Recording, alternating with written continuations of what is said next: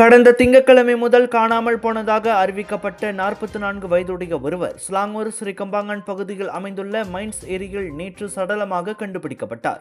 நேற்று மதியம் த mines cruise நிறுவனத்தில் பணிபுரியும் ஊழியர் ஒருவர்தான் ஏரியில் மிதந்த நிலையில் வந்த சடலத்தை கண்டுபிடித்துள்ளார் என்று சரடாங் மாவட்ட காவல்துறை தலைவர் ஃபாரிட் அஹ்மத் தெரிவித்துள்ளார்.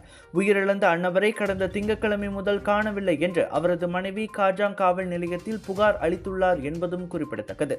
தற்போது அவரது சடலம் சுல்தான் இட்ரிஷா மருத்துவமனைக்கு பிரேத பரிசோதனைக்காக அனுப்பப்பட்டுள்ள நிலையில் இதுவரை குற்றச்சம்பவத்துக்கான எந்த ஆதாரமும் இல்லை என்றும் இந்த வழக்கு திடீர் மரணம் என வகைப்படுத்தப்பட்டுள்ளதாகவும் போலீசார் தெரிவித்துள்ளனர். ராஜயோகாவின் மங்களகரம் நிறைந்த தனித்துவம் கொண்ட சூடம், ராஜயோகாவின் தெய்வீக நறுமணம் நிறைந்த அகர்பத்திகள் மற்றும் இயற்கையான நறுமணம் கொண்ட ராஜயோகாவின் சாம்பிராணிகள் என பூஜைக்கான தேவைகளை உங்களிடம் கொண்டு வருகிறார்கள் ராஜயோகா. இது ஒரு சிம்லா மார்க்கெட்டிங்கின் தரமான வெளியீடு.